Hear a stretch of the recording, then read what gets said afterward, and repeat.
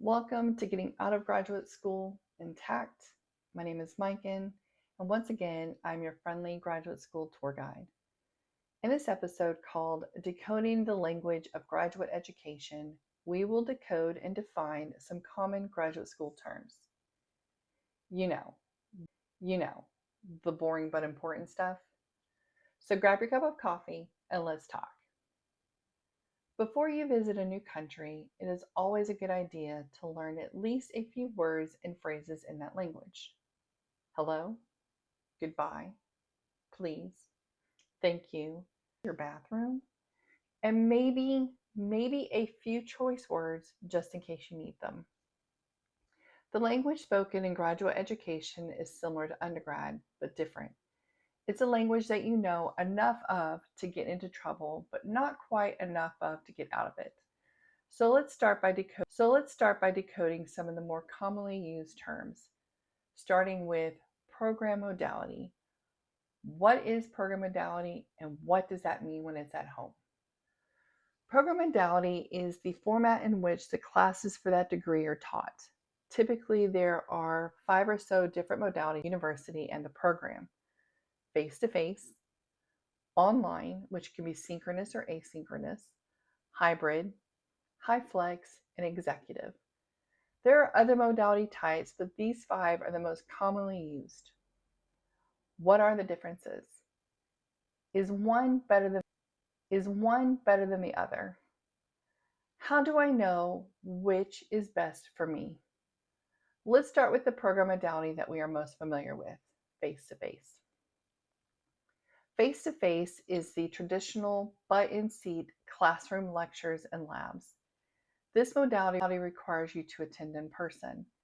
It works well for students who need or crave the structure of a face-to-face class, students who have been out of school for a while, and or the students whose jobs have them tethered to a computer, because often these students find being in an online program will feel like online modality has evolved a lot from when it first came on the scene. Online now has 2 distinct modality formats: synchronous and asynchronous.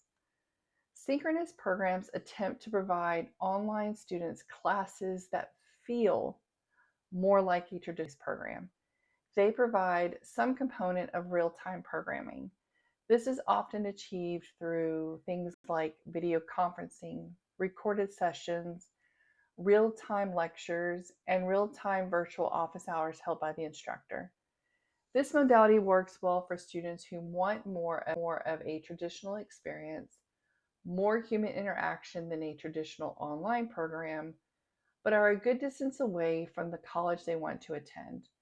This format can require students to attend virtual lectures at a designated time, so pay attention to when those required lectures are being offered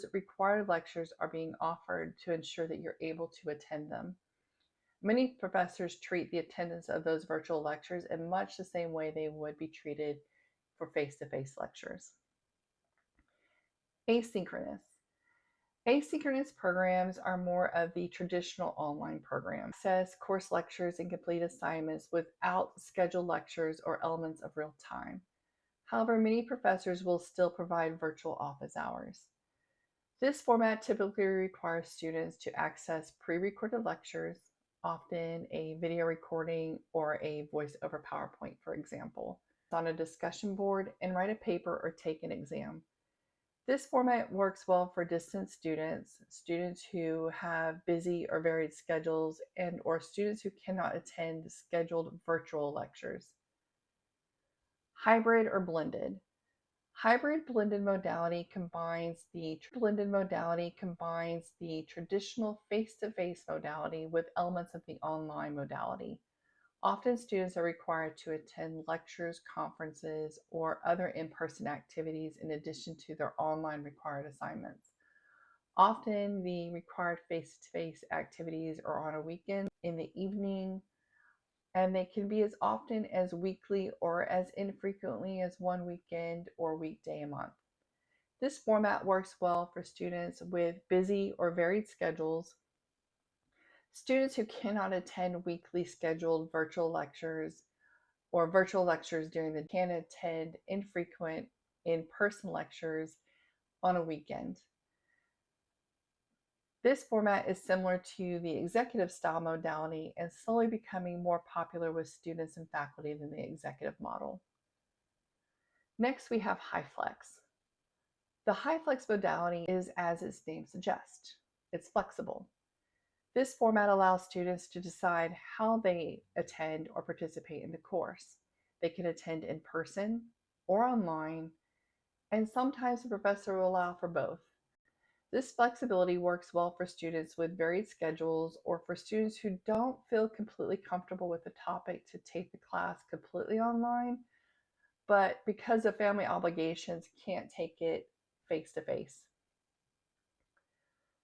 Finally, executive. This format was designed with the busy working professional executive in mind, people who need school into or around their busy work life. Typically, these programs can be done part-time, over the weekend, or online, and in short, intense sessions or condensed semesters. Now that we've defined program modality, let's talk about degree credential types. A trending direction in graduate education is the redefining of credential types. Currently, there are three: traditional, bridge, and stacks. The traditional degree is what is commonly known as your standalone master's or doctoral degree, while a bridge credential builds from or has a graduate certificate built into the master's or the doctorate degree. Finally, a stack is where you build a master's or a doctoral degree by combining two or more graduate certificates. And while we are on the subject, graduate certificate is like a mini graduate degree.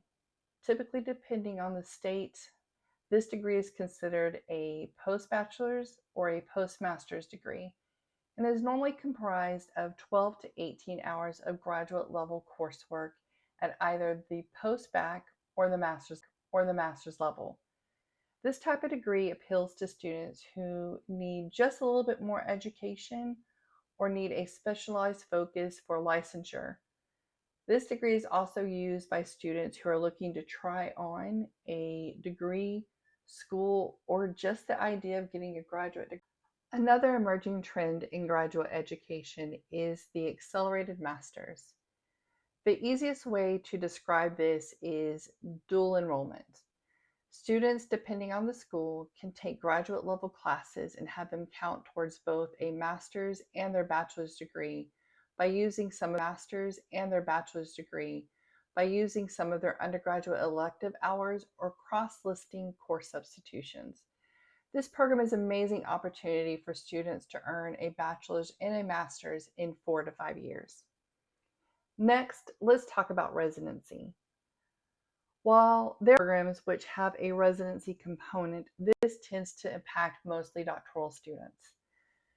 There are three common forms of residency requirements: full residency, low residency, and no residency. A full residency program requires you to attend the program full time. A low residency program allows students to take most, typically 80% or so of their program from a distance, but still requires them to attend campus at some point. Usually what is required is a summer semester, maybe two. Finally, residency program. The no residency program is one that can be completed completely from a distance. Now let's talk about deadlines and admission models. We're almost there, I promise. More often than not, there are two types of admission models. Rolling and cohort. Rolling admissions allow students to start in any term: fall, spring, or summer. Cohort admissions, on the other hand, only admit students as a group and to a specific term, usually fall, but on occasion summer semesters. Deadlines. Deadlines, as a former professor once told me, are lines that if you cross, you are dead. In graduate education, Admission deadlines tend to fall into one of two categories. Priority deadline. Priority deadline is important to pay attention to if you're seeking any type of funding, a graduate assistantship or scholarship, for example, or if you're looking into a competitive program or university. Regular deadline is pretty self-explanatory, and program may even allow you to apply and enroll up until a few days before the start of the next term. Finally, let's discuss some common end game terms. And yes, this